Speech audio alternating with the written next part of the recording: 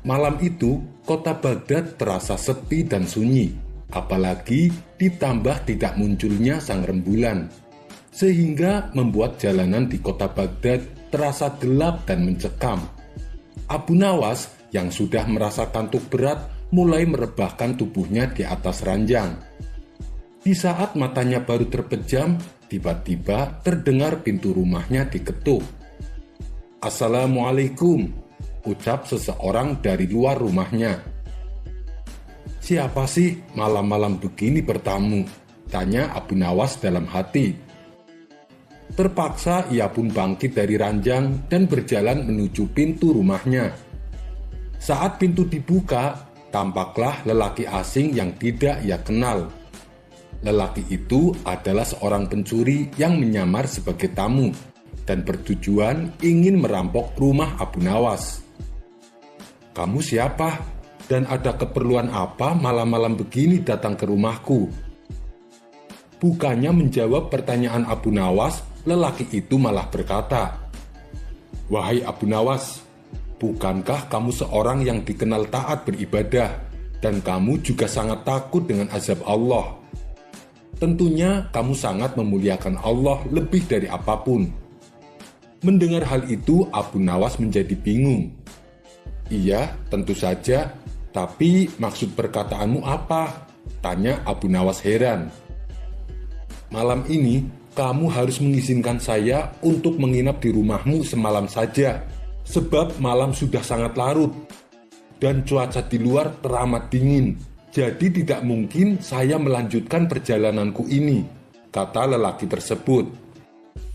"Lalu, apa hubungannya saya takut kepada Allah dengan mengizinkan kamu menginap di rumahku?" tanya Abu Nawas semakin heran. "Wahai Abu Nawas, ketahuilah, aku adalah menantu Tuhanmu, Tuhan yang selalu kau muliakan melebihi dari apapun." Seketika Abu Nawas terkejut mendengar perkataan lelaki asing di hadapannya.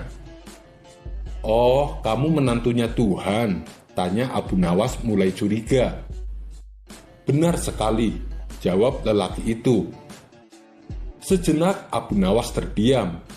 Ia memikirkan ide supaya lelaki asing tersebut tidak bermalam di rumahnya. "Baiklah, mari ikut denganku. Aku akan mengantarmu ke tempat paling istimewa untuk kau menginap," ajak Abu Nawas. Maka lelaki itu pun berjalan mengikuti Abu Nawas. Ternyata mudah sekali mengelabui Abu Nawas. Dia tidak sepintar yang kukira, pikir lelaki tersebut. Lelaki itu mengira kalau dirinya akan diantar ke rumah Abu Nawas yang lain, rumah yang megah dan banyak perhiasan. Dengan begitu, ia akan leluasa merampok seluruh barang berharga milik Abu Nawas. Setelah berjalan agak lama, sampailah mereka berdua di sebuah masjid. "Nah, kita sudah sampai. Silahkan kamu menginap di sini sesuka hatimu," ucap Abu Nawas. Lelaki itu heran dan bertanya, "Ini kan masjid Abu Nawas, kenapa kau membawaku ke sini?" Dengan enteng Abu Nawas menjawab, "Bukankah tadi kamu mengaku kalau kamu adalah menantunya Tuhan? Masjid kan rumahnya Tuhan, jadi silahkan kamu menginap di rumah mertua kamu. Jangan lupa ucapkan terima kasih padaku, sebab aku sudah rela mengantarmu ke rumah mertuamu di malam yang gelap dan dingin ini," ucap Abu Nawas. "Tapi aku maunya menginap di rumah kamu, Abu Nawas," pinta lelaki tersebut. "Tidak pantas rasanya seorang menantu Tuhan menginap di rumahku, sedangkan rumahku berdekatan dengan rumah mertuamu. Kalau sampai aku mengizinkan, pasti mertuamu akan marah padaku, dan aku tidak akan membiarkan hal itu terjadi," balas Abu Nawas. Akhirnya lelaki tersebut terpaksa menuruti perkataan Abu Nawas. Rencananya untuk merampok rumah Abu Nawas kini menjadi gagal total. Kisah selanjutnya. Suatu ketika, saat Abu Nawas sedang asik jalan-jalan di pasar, ia melihat seorang pemuda sedang berjualan baju di pinggiran jalan. Baju bagus dan istimewa, silahkan dipilih, teriak pemuda tersebut. Di sebelah baju dagangan si pemuda tertulis kalimat dijamin tidak luntur. Karena tertarik, Abu Nawas pun mendekatinya. Silahkan tuan, tuan mau beli baju? Tanya si pemuda. Saya mau lihat-lihat dulu, kalau ada yang cocok baru aku beli, jawab Abu Nawas. Oh, silahkan tuan, silahkan dipilih, balas si pemuda. Setelah Abu Nawas menemukan baju yang cocok, ia lalu berkata, ini bajunya bagus dan warnanya juga bagus, tapi apa benar dijamin tidak luntur? Tanya Abu Nawas. Jangan khawatir tuan, pokoknya sesuai dengan tulisan, jawab si pemuda. Oh, baiklah. Berapa harganya? Tanya Abu Nawas kembali. Harganya 100 dirham tuan, jawab si pemuda. Waduh, mahal sekali. Umumnya harga baju cuma 10 dirham, kata Abu Nawas menawar. Tidak boleh tuan, karena ini sudah harga pas, balas si pemuda. Sejenak Abu Nawas berpikir, bajunya sih bagus, warnanya juga bagus, apalagi tertulis dijamin tidak luntur. Mungkin karena itulah harganya mahal, ujar Abu Nawas dalam hati. Baiklah, aku beli baju ini dengan harga 100 dirham, ucap Abu Nawas. Terima kasih tuan, semoga tuan puas belanja di tempat saya, jawab si pemuda. Singkat cerita, Abu Nawas pun pulang dengan membawa baju barunya. Namun naas, di tengah jalan, baju barunya Abu Nawas terjatuh dan menjadi kotor. Ia pun terpaksa harus mencucinya. Setibanya di rumah, baju tersebut langsung direndam air. Warna baju yang tadinya bagus mendadak memudar dan menjadi luntur. Kurang ajar, aku telah ditipunya. Katanya dijamin tidak luntur, gerutu Abu Nawas. Merasa kesal karena ditipu, Abu Nawas langsung menemui pemuda tersebut di pasar. Hei anak muda, ternyata kamu penipu, hardik Abu Nawas. Penipu? Memangnya saya menipu apa tuan? Jawab pemuda itu berkilah. Kamu bilang dijamin tidak luntur, tapi ternyata baru saja direndam langsung luntur, tutur Abu Nawas. Saya tidak bilang dijamin tidak luntur. Anda sendiri yang mengatakan begitu, ujar si pemuda. Iya, memang saya yang mengatakannya. Tapi saya mengatakan itu karena saya membaca tulisan yang ada di samping baju-baju jualanmu itu, protes Abu Nawas. Oh, kalau itu berarti Anda yang salah baca tuan. Anda membacanya dari kiri ke kanan, dijamin tidak luntur. Kalau kita kan orang Arab tuan, bacanya dari kanan ke kiri, luntur tidak dijamin, kata si pemuda menjelaskan. Abu Nawas pun tak bisa menyangkal perkataan si pemuda. Terpaksa ia kembali ke rumah dengan perasaan dongkol. Akan kubalas perbuatan pemuda itu, batin Abu Nawas dalam hati. Di rumah, Abu Nawas terus mencari cara agar bisa membalas perbuatan pemuda tersebut. Tidak lama kemudian, ia pun tersenyum. Aha, aku punya cara yang jitu. Esok paginya, Abu Nawas pergi ke pasar. Ia berjualan kipas di samping tempat jualan si pemuda. Kipas, kipas, silahkan dipilih. Kipas bagus dan awet sampai 100 tahun, teriak Abu Nawas. Berhubung saat itu kondisi sangat panas, pemuda yang berjualan baju tersebut mendekati Abu Nawas. Berapa harga kipasnya tuan? Tanya si pemuda. Oh, murah sekali. Cuma 100 dirham, jawab Abu Nawas. Apa? 100 dirham Anda bilang murah? Di mana-mana harga kipas cuma 1 dirham tuan, balas si pemuda. Ini kan bukan kipas biasa anak muda. Kipas ini tidak akan rusak sampai 100 tahun, ujar Abu Nawas. Sejenak pemuda itu terdiam. Kalau memang bisa bertahan sampai 100 tahun, tidak ada salahnya kalau harganya mahal, pikir pemuda tersebut. Baiklah tuan, saya beli 1, ucapnya. Setelah transaksi selesai, Abu Nawas buru-buru pulang dengan membawa uang 100 dirham hasil penjualan kipasnya. Sementara pemuda yang terlihat kepanasan segera menggunakan kipasnya. Baru beberapa menit, kipas yang ia gunakan mendadak rusak. Kurang ajar, aku ditipu, kata si pemuda merasa geram. Ia pun segera pergi menuju rumah Abu Nawas untuk meminta ganti rugi. Hei tuan, Anda ternyata penipu. Katanya kipasnya awet sampai 100 tahun. Ini baru dipakai beberapa menit sudah rusak, kata si pemuda. Kamu pasti salah cara pakainya. Kipas saya yang lainnya juga masih utuh, tidak ada yang rusak, balas Abu Nawas. Salah bagaimana maksud tuan? Tanya si pemuda kebingungan. Abu Nawas pun lalu menjelaskan, cara pakai kipas biar awet bukan kipasnya yang digerakkan, tapi kepala kamu yang digerakkan ke kanan dan ke kiri. Pasti kipas tersebut akan awet sampai 100 tahun, ujar Abu Nawas. Mendengar jawaban Abu Nawas, si pemuda hanya terdiam. Ia pun menyadari ini adalah pembalasan atas perbuatannya tempo hari kepada Abu Nawas. Kisah selanjutnya. Masih ingatkan dengan video episode yang ke-13 di mana Abu Nawas diuji kejujurannya oleh jin saat mencari kapak jeleknya yang hilang. Dengan bantuan jin tersebut, Abu Nawas pun berhasil mendapatkan kapaknya kembali.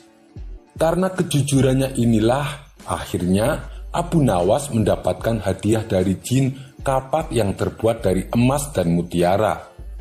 Bagi yang belum menonton, silahkan ditonton dulu. Karena video kali ini lanjutan dari video episode yang ke-13. Dikisahkan ketika Abu Nawas kembali mencari kayu bakar di hutan, jin yang pernah menolong Abu Nawas terus mengamati gerak-geriknya. Dalam hati, jin itu berkata, Abu Nawas memang manusia yang jujur dan tidak tergoda oleh harta, puji jin tersebut. Tapi, bukankah lelaki paling mudah tergoda bila dihadapkan dengan wanita? Aku ada ide untuk kembali menguji kejujuran Abu Nawas, ucap jin tersebut. Sementara Abu Nawas masih sibuk mencari kayu di hutan, jin itu segera pergi ke rumah Abu Nawas. Sesampainya di rumah Abu Nawas, jin tersebut mendapati istri Abu Nawas sedang mencuci. Tanpa pikir panjang, jin itu langsung menculik istri Abu Nawas dan menyembunyikannya di alam jin. Setelah beberapa lama kemudian, pulanglah Abu Nawas ke rumahnya dengan membawa kayu yang banyak. Wahai istriku, aku sudah pulang. Aku mendapatkan kayu banyak sekali, kata Abu Nawas kegirangan. Berkali-kali Abu Nawas memanggil istrinya, namun tidak ada jawaban sama sekali. Abu Nawas pun mulai kesal.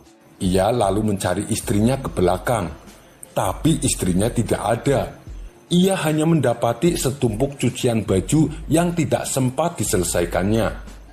Jangan-jangan istriku jatuh sakit, pikir Abu Nawas mulai khawatir. Ia segera bergegas menuju kamar.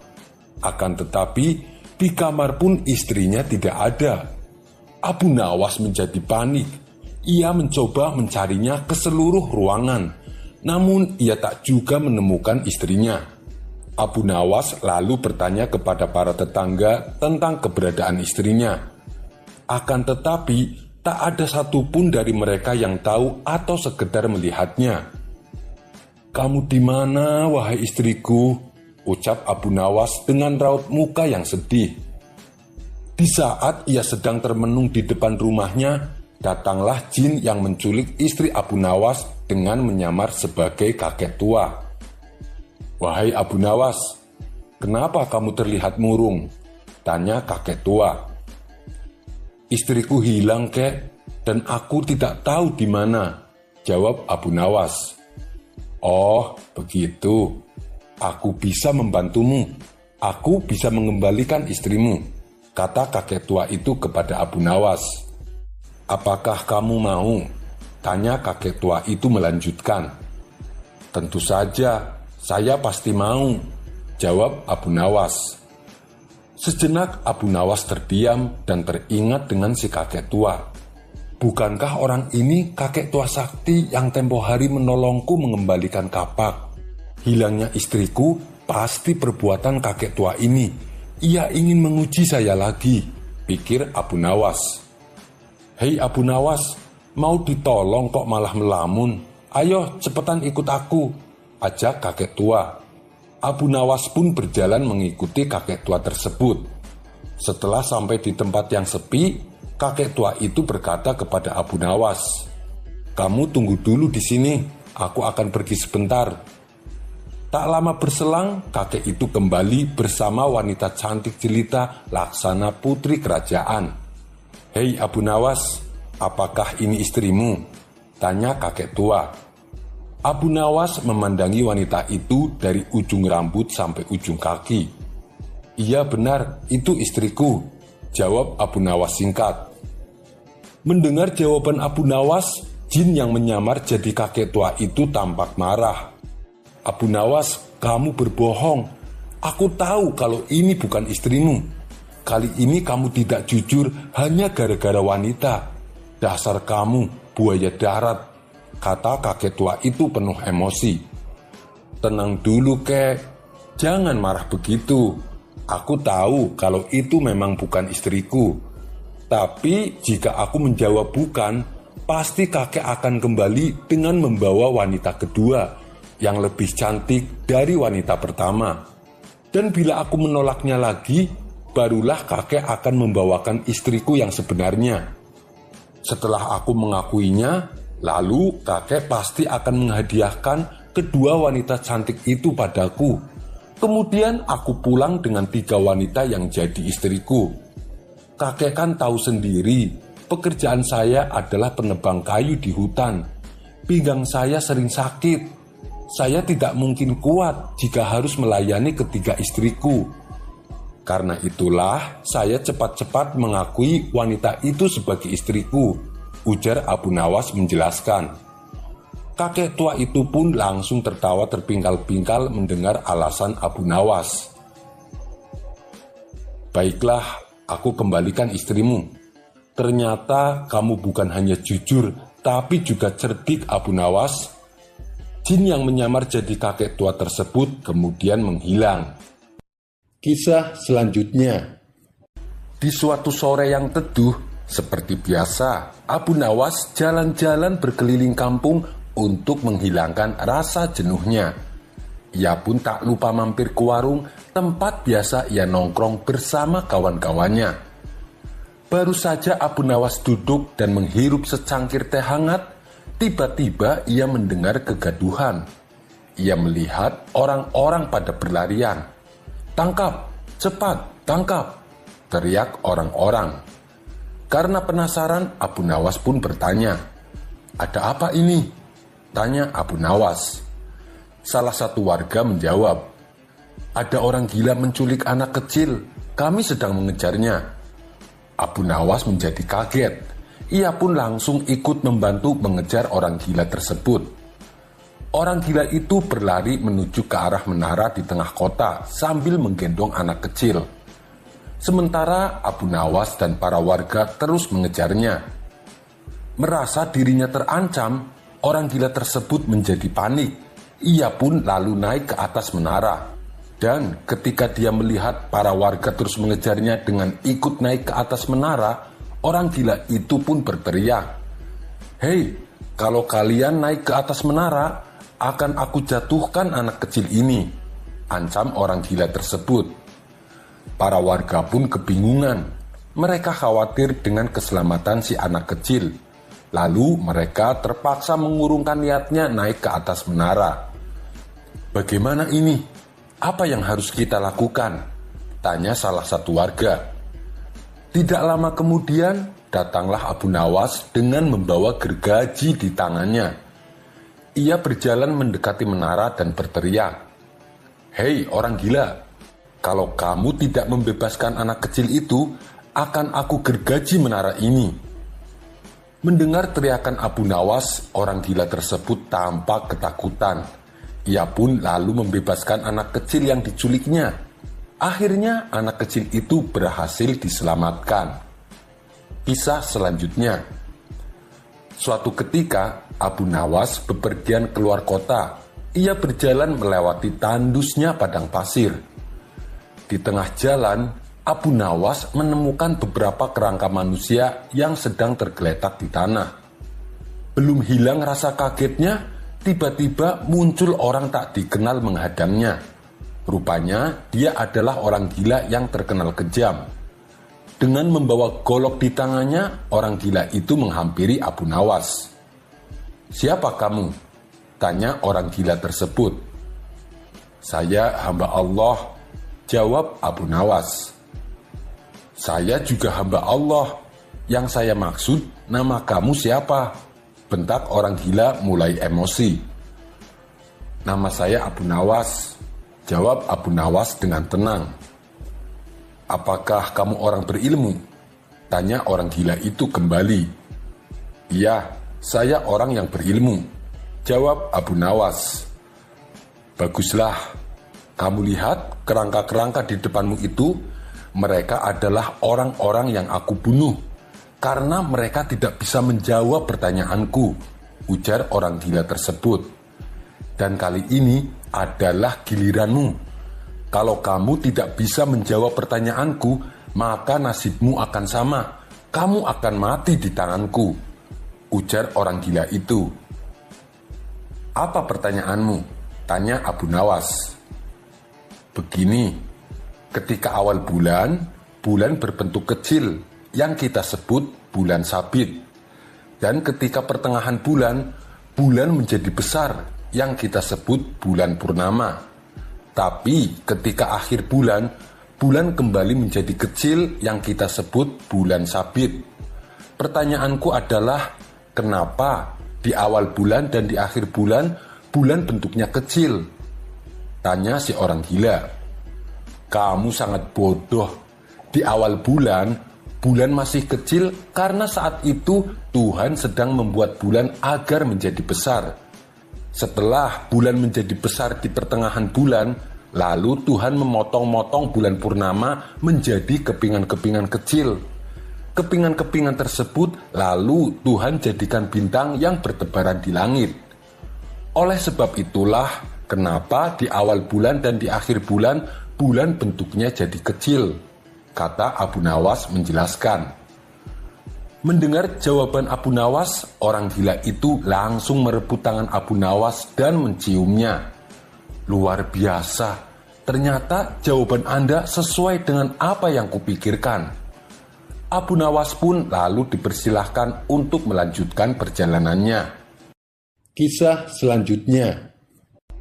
Akibat musim paceklik yang menimpa negeri Baghdad, banyak masyarakat yang kesulitan mencari nafkah, termasuk Abu Nawas sendiri. Sebenarnya ia bisa saja menerima tawaran baginda raja untuk menjadi pejabat istana. Dengan begitu, kehidupan ekonominya Abu Nawas tentu tidak akan kekurangan. Akan tetapi, ia sudah berjanji bahwa dirinya tidak akan mau menjadi pejabat. Ia lebih memilih menjadi masyarakat biasa. Alasan sederhananya adalah ia takut terlena oleh gelimang harta yang suatu saat nanti akan dipertanggungjawabkan di akhirat kelak. Ia pun kini hidup sederhana apa adanya.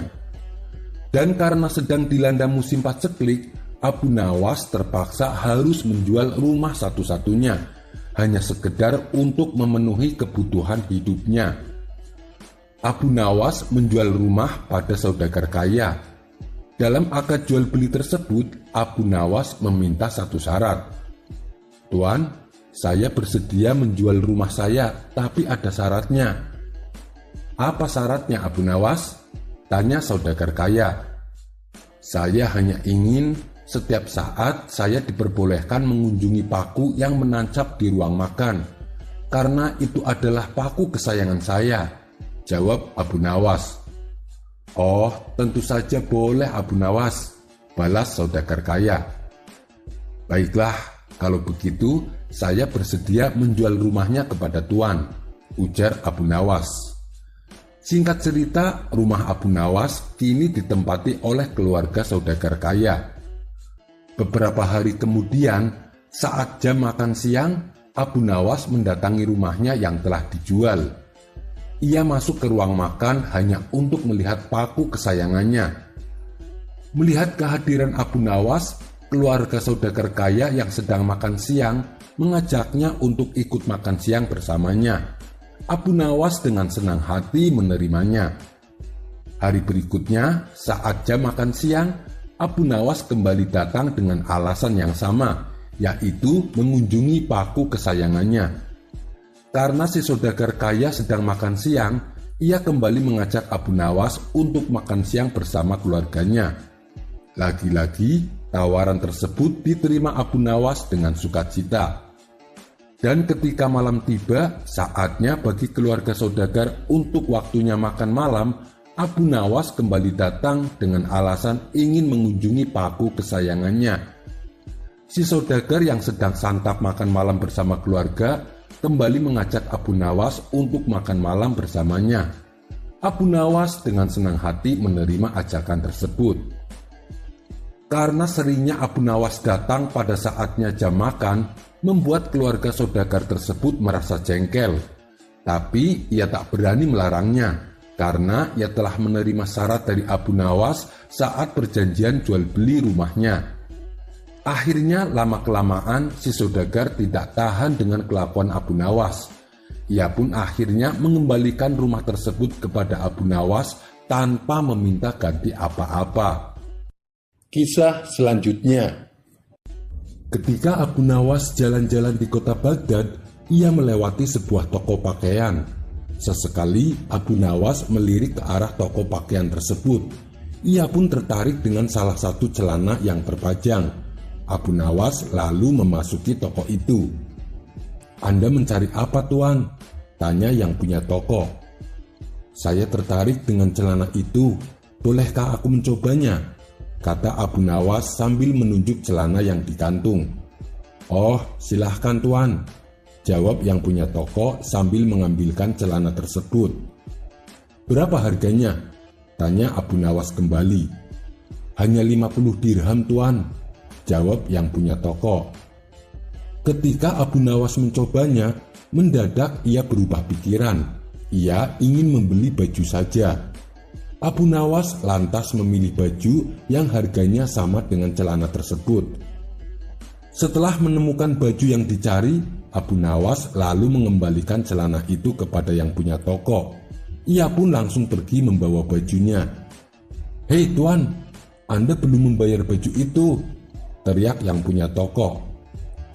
"Tapi aku kan sudah mengembalikan celana yang harganya sama dengan baju ini," jawab Abu Nawas. "Iya, tapi kamu juga belum membayar celana tersebut," balas yang punya toko. "Tentu saja aku tidak mau bayar. Untuk apa aku membayar barang yang tidak aku beli?" ujar Abu Nawas. Mendengar hal itu, yang punya toko menjadi bengong. Ia bingung memikirkan perkataan Abu Nawas. Kisah selanjutnya. Setelah azan zuhur berkumandang, kegiatan belajar mengajar di rumah Abu Nawas sementara dihentikan. Abu Nawas lantas mengajak para murid-muridnya pergi ke masjid untuk menunaikan sholat berjamaah. Abu Nawas tahu betapa bandelnya para muridnya. Oleh karenanya, Abu Nawas terus mengawasi mereka. Jangan sampai ada yang menyelinap tidak ikut sholat berjamaah. Tetapi sebagai guru, Abu Nawas merasa tidak pantas bila berjalan di belakang muridnya. Ia pun menemukan ide. Ia mengendarai keledai di depan rombongan muridnya. Namun posisi duduknya membuat para muridnya tertawa. Begitu juga dengan warga yang melihatnya. Pasalnya, Abu Nawas mengendarai keledai dengan posisi duduk menghadap ke belakang. Tujuannya sih supaya ia bisa terus mengawasi muridnya. Salah satu warga heran dengan tingkah Abu Nawas ini. Orang itu pun berkata kepada Abu Nawas, "Hei Abu Nawas, kau mengendarai keledainya terbalik tuh." Dengan entengnya Abu Nawas menjawab, "Aku sudah menghadap ke arah yang benar. Keledaikulah yang menghadap ke arah yang salah." Kisah selanjutnya. Suatu hari, Abu Nawas diajak para menteri istana berlibur ke tempat rekreasi. Tempat rekreasi yang dikunjungi adalah sebuah danau yang indah. Meskipun hari masih pagi, namun tempat tersebut sudah ramai didatangi orang-orang dari berbagai lapisan masyarakat. Abu Nawas tampak senang dan bahagia, apalagi nanti akan ada acara makan-makan di tempat tersebut. Setelah puas menikmati indahnya pemandangan, tibalah waktunya acara makan-makan. Abu Nawas pun bergegas menuju pinggiran danau untuk cuci tangan. Namun setelah sampai di pinggiran danau, terjadi kegaduhan. Di situ terlihat banyak orang berkerumun sambil teriak-teriak. Rupanya salah satu menteri rombongan Abu Nawas ada yang terpeleset dan jatuh ke danau. Karena yang jatuh adalah pejabat negara, tentunya banyak yang ingin menolongnya. "Ayo, berikan tangan Anda, Tuan," kata salah satu warga. Namun keanehan terjadi. Pejabat tersebut ternyata tidak mau memberikan tangannya. Ia tampak keluar masuk dalam air sambil kepanikan. Abu Nawas yang melihatnya dari jauh merasa penasaran. Ia kemudian mendekati tempat di mana pejabat itu tercebur. Abu Nawas lantas berteriak kepada orang-orang, "Menyingkirlah kalian dari sini. Kalian semua tidak tahu cara menyelamatkannya. Lihat saja, ia sudah hampir tidak kuat dan tenggelam. Dan ia tentu tidak akan mau menuruti perkataan kalian. Apalagi dia seorang pejabat yang tidak suka dengan kalimat berikan. Jelas ia tak mau memberikan apapun termasuk tangannya. Gunakanlah kalimat terimalah. Niscaya ia mau mengulurkan tangannya. Lihatlah bagaimana aku bisa menolongnya dari tenggelam." Setelah itu Abu Nawas menuju tepi danau dan berkata, "Ayo Tuan, terima tanganku wahai pejabat." Ajaib, pejabat itu langsung menerima tangan Abu Nawas dan memegangnya kuat-kuat sambil berkata, "Mudah-mudahan Allah menyukaimu wahai Abu Nawas." Pejabat itu akhirnya bisa diselamatkan. Kisah selanjutnya. Di majelis tempat Abu Nawas mengajar, ia melihat salah satu muridnya sedang termenung. Abu Nawas lalu menghampiri murid tersebut. "Hei nak, ada apa denganmu?" tanya Abu Nawas. "Saya bingung Tuan Guru, kenapa perbuatan saya selalu dianggap salah?" jawab muridnya. "Memangnya apa yang telah kamu lakukan?" tanya Abu Nawas kembali. "Saya hanya ingin berbuat baik, tapi selalu saja ada orang yang menyalahkan saya," jawab muridnya itu kembali. Abu Nawas hanya tersenyum mendengar penuturan muridnya. Ia pun kemudian berkata, "Mari ikut denganku," ajak Abu Nawas kepada muridnya. Abu Nawas mengajak muridnya berkeliling kampung dengan membawa seekor keledai. "Naiklah kamu ke atas punggung keledai, biar saya yang berjalan untuk menuntunnya," ucap Abu Nawas. Belum juga lama berjalan, mereka berdua berpapasan dengan beberapa orang. Salah satu dari mereka mencibir dengan mengatakan, "Hei kawan-kawan, lihatlah anak itu. Dia enak-enakan naik keledai, sedangkan gurunya dibiarkan berjalan kaki. Sungguh anak yang tidak punya sopan santun." Mendengar hal itu, muridnya Abu Nawas segera turun dari keledainya. Ia meminta agar gurunya saja yang menaiki keledai. Abu Nawas pun menuruti permintaan muridnya itu. Tidak berapa lama kemudian, Abu Nawas dan muridnya kembali bertemu dengan beberapa orang yang berbeda. Salah satu dari mereka juga ada yang mencibir, "Hei kawan-kawan, lihat Abu Nawas. Dia enak-enakan naik keledai, sedangkan muridnya yang masih kecil dibiarkannya berjalan kaki. Sungguh orang tua yang tidak punya belas kasihan. Abu Nawas hanya tersenyum sembari menatap muridnya. Muridnya yang merasa tidak enak hati kemudian berkata, "Tuan Guru, bagaimana kalau kita berdua naik di atas punggung keledai?" Abu Nawas kembali menuruti permintaan muridnya. Tidak lama mereka berdua berjalan, mereka kembali bertemu dengan beberapa orang yang berbeda. Salah satu dari mereka ada yang mencibir, "Hei kawan-kawan, lihatlah mereka berdua. Masa keledai yang kecil dan lemah dinaiki dua orang?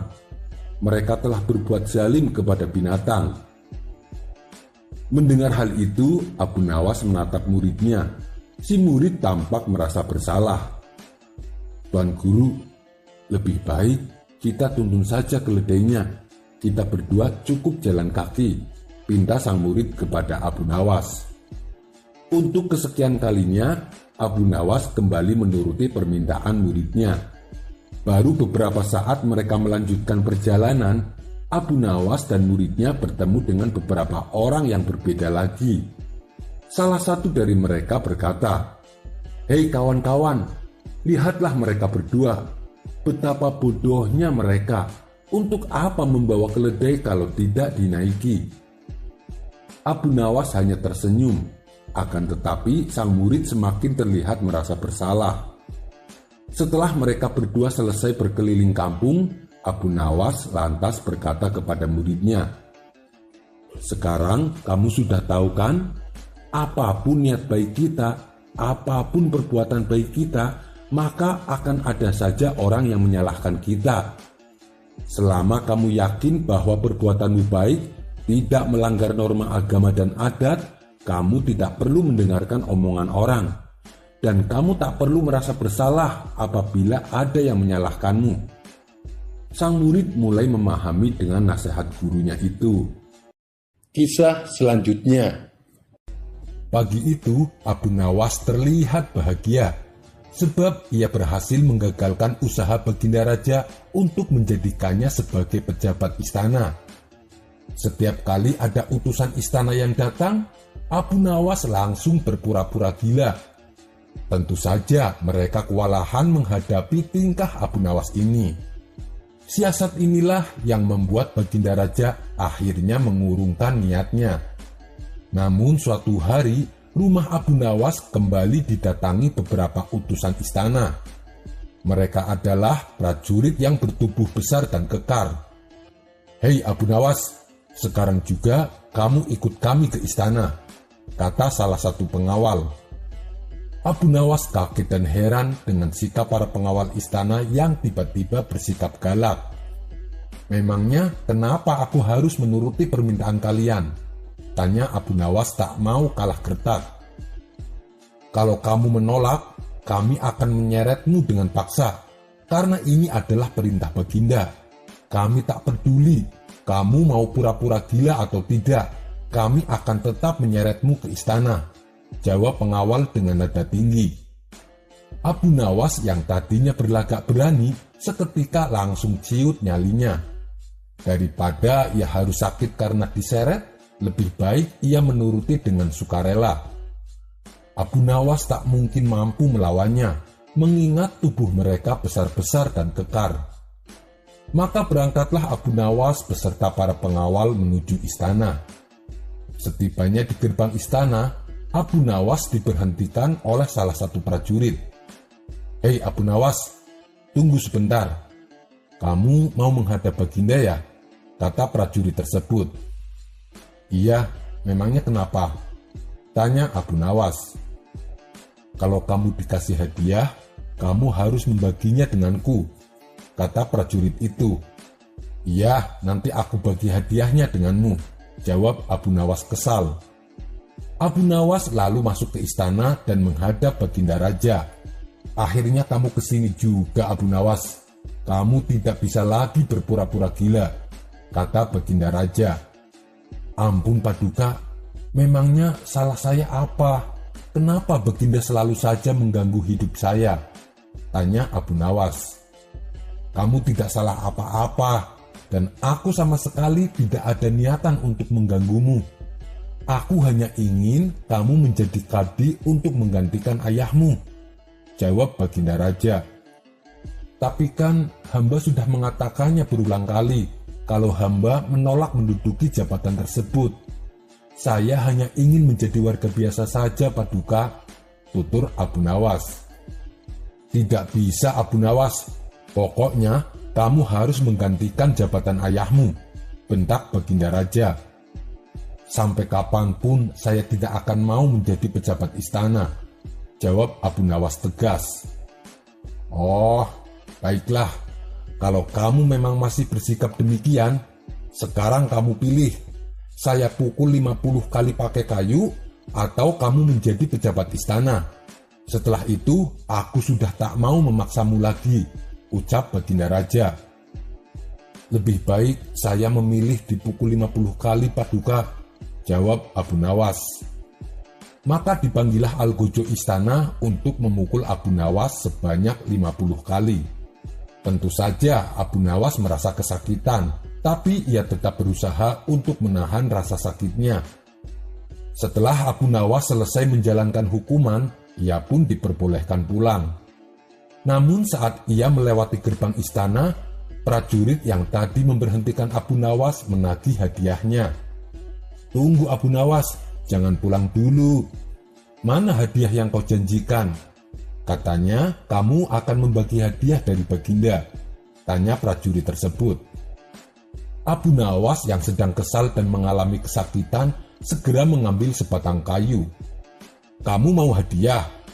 Ini, saya berikan semua hadiahnya untuk kamu, kata Abu Nawas sambil memukulnya berkali-kali. Prajurit tersebut langsung roboh jatuh ke tanah. Ia pun berteriak kesakitan dan meminta tolong. Mendengar ada kegaduhan di gerbang istana, Baginda Raja kemudian memanggil prajurit tersebut. Ada apa ini? Kenapa kamu jadi babak belur begini? Tanya Baginda Raja. Ampun Paduka yang mulia, saya sendiri juga tidak tahu. Tiba-tiba saja Abu Nawas memukul saya pakai kayu berkali-kali, jawab si prajurit sambil menahan rasa sakitnya. Kurang ajar Abu Nawas, ia malah membalaskan dendamnya pada prajuritku. Seret Abu Nawas ke sini sekarang juga, titah Baginda Raja. Untuk kedua kalinya, Abu Nawas kembali dihadapkan kepada Baginda Raja. Maksudmu apa Abu Nawas? Kamu tidak terima dengan hukuman yang kau dapatkan? Tanya Baginda Raja geram. Ampun Paduka yang mulia, hamba sangat ikhlas menerima hukuman dari Baginda, jawab Abu Nawas. Kalau ikhlas, kenapa kamu pukul prajuritku? Tanya Baginda Raja semakin jengkel. Begini Paduka, tadi waktu saya mau masuk ke istana, saya dicegat olehnya. Saya akan diperbolehkan masuk apabila saya bersedia membagi pemberian dari Baginda. Saya pun mengiyakan permintaannya. Karena tadi saya mendapatkan pukulan dari Baginda, saya pun membaginya dengan dia. Saya pukul dia pakai kayu 25 kali, jawab Abu Nawas. Hei prajurit, benarkah kau telah mengadakan perjanjian seperti itu dengan Abu Nawas? Tanya Baginda Raja. Benar tuanku, jawab si prajurit.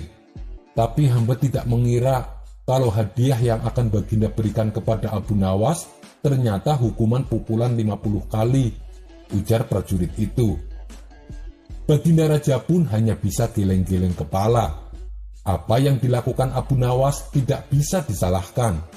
Justru prajuritnya itulah yang berbuat salah, dan ia harus menanggung akibatnya. Kisah selanjutnya. Dikisahkan ada salah satu prajurit kerajaan, sebut saja namanya Abu Jahil. Abu Jahil ini sangat tergoda oleh kecantikan sang permaisuri. Kebetulan Abu Jahil merupakan salah satu prajurit yang ditugaskan mengawal sang permaisuri. Kemanapun sang permaisuri pergi, Abu Jahil senantiasa mengawal dan mendampinginya.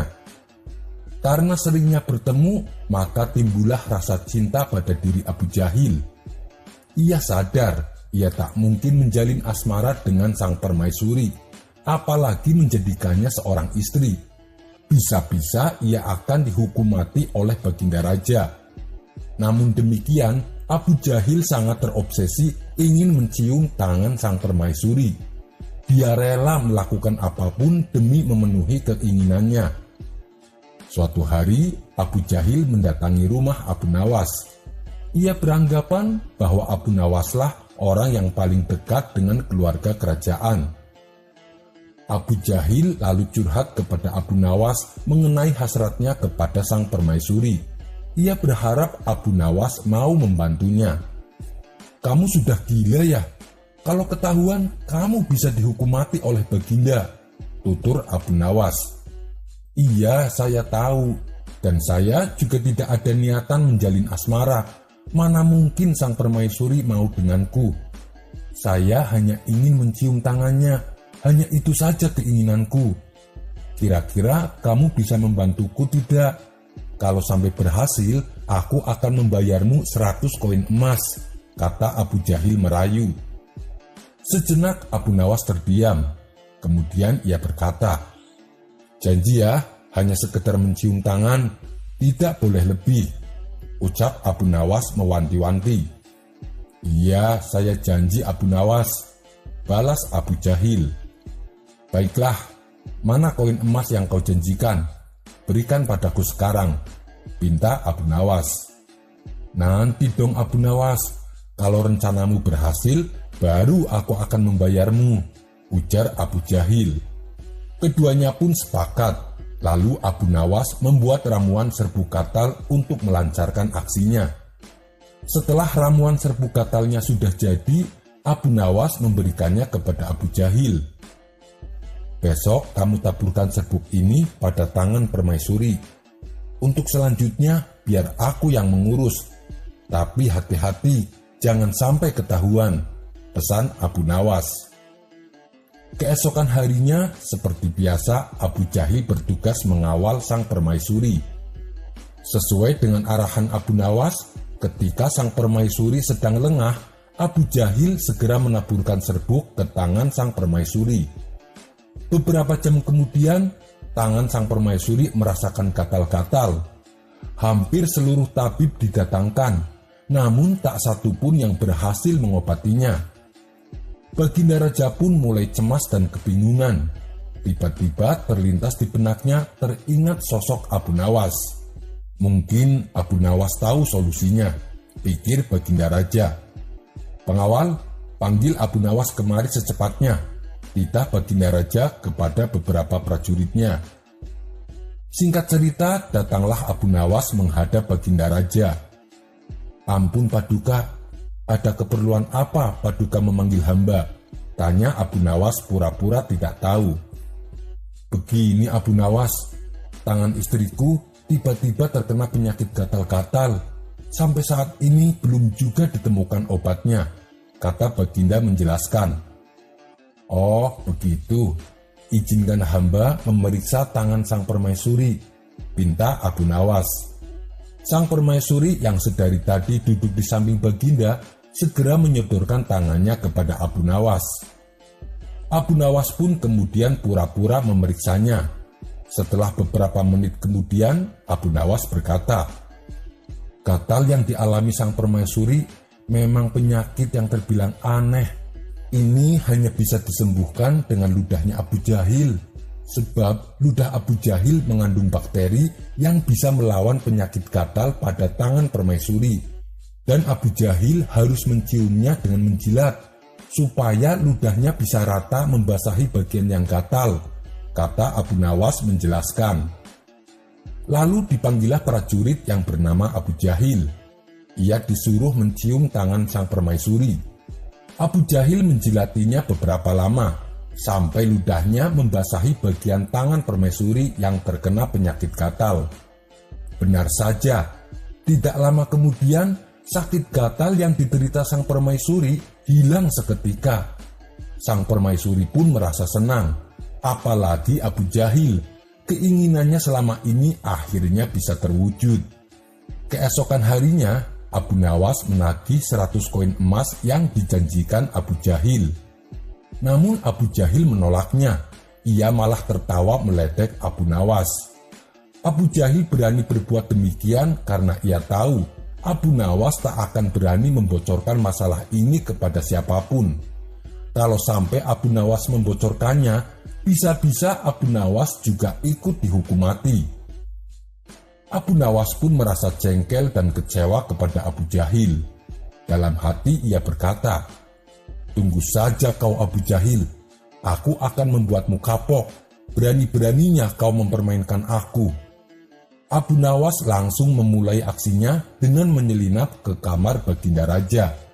Ia lalu menaburkan serbuk katal ke celana Baginda Raja bagian belakang. Beberapa jam kemudian, terdengarlah teriakan Baginda Raja dari dalam kamar. "Abu Jahil, cepat kemari, pantatku gatal sekali." Semua prajurit yang ada dalam istana kaget mendengar teriakan Baginda Raja, termasuk Abu Jahil sendiri. Abu Jahil tak mungkin berani membantah perintah Baginda Raja. Dengan muka pucat pasi, Abu Jahil terpaksa memasuki kamar Baginda Raja. Tentunya kalian bisa menebak dan membayangkan apa yang akan dilakukan oleh Abu Jahil. Sementara Abu Nawas tertawa terpingkal-pingkal melihat tingkah Abu Jahil saat keluar dari kamar Baginda Raja. Kisah selanjutnya. Suatu ketika, di kampung Abu Nawas tinggal, ada seorang ahli astronomi yang menguasai ilmu falak atau geografi. Ahli astronomi ini sering menceritakan kepada para warga tentang hakikat sebenarnya mengenai alam jagat raya.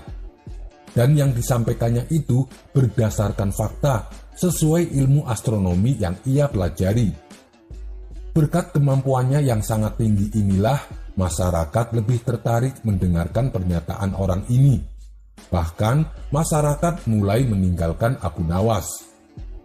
Para warga menganggap bahwa Abu Nawas selama ini hanya omong kosong. Dia tidak memahami ilmu falak maupun geografi. Mereka lebih memilih mempercayai teori-teori yang disampaikan oleh ahli astronomi ini. Ada salah satu teori dari ahli astronomi yang membuat masyarakat terkesima. Ia berpendapat bahwa bumi itu bulat seperti bola.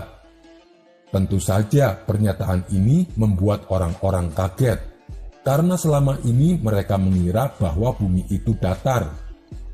Ahli astronomi itu juga mengatakan, andaikan manusia berjalan ke arah barat terus, maka suatu saat akan tiba di tempat yang sama. Hingga pada suatu hari, rumah ahli astronomi ini kemalingan. Beberapa benda berharga miliknya berhasil dikasak pencuri. Melihat ada pencuri masuk ke rumahnya, ahli astronomi ini berteriak minta tolong. "Tolong, ada pencuri, tolong!" teriaknya. Mendengar teriakan tersebut, si pencuri segera kabur dan berhasil membawa beberapa barang berharga. Di saat yang sama, Abu Nawas melintas di depan rumah ahli astronomi ini. "Hei Abu Nawas, tolong saya, rumahku baru saja kemalingan. Tolong bantu saya untuk mengejar pencurinya," pinta si ahli astronomi. "Malingnya lari ke arah mana?" tanya Abu Nawas. "Malingnya lari ke arah barat," jawabnya. Segera saja Abu Nawas berlari mengejarnya, tapi Abu Nawas larinya ke arah timur. Melihat hal itu, ahli astronomi ini merasa jengkel. "Kamu gimana sih Abu Nawas? Malingnya kan larinya ke arah barat. Kamu malah larinya ke arah timur," ucapnya dengan nada jengkel. Dengan entengnya Abu Nawas menjawab, "Anda kan dulu pernah berkata kalau bumi ini bundar. Andaikan manusia berjalan ke arah barat terus, maka suatu saat akan tiba di tempat yang sama. Makanya aku berlari ke arah timur untuk mencegatnya," ujar Abu Nawas menirukan perkataan ahli astronomi beberapa waktu lalu. Kisah selanjutnya. Karena kebutuhan ekonominya yang mendesak, Abu Nawas terpaksa akan menjual angsa miliknya. Ia pun bergegas pergi menuju pasar hewan.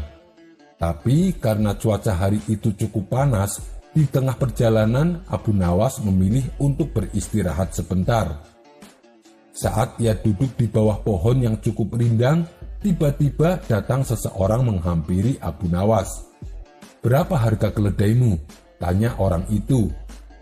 Abu Nawas menjawab, "Tuan, saya mau menjual angsa, bukan menjual keledai." Orang itu kembali berkata, "Saya tidak bertanya kepadamu, saya bertanya kepada angsamu." Ia pun lantas meninggalkan Abu Nawas. Rupanya orang tadi hanya ingin menguji kecerdikan Abu Nawas, dan kali ini Abu Nawas kena batunya. Sekian dulu perjumpaan kita kali ini. Sampai bertemu lagi di kisah selanjutnya. Terima kasih yang sudah subscribe dan setia menonton channel ini. Wassalamualaikum warahmatullahi wabarakatuh.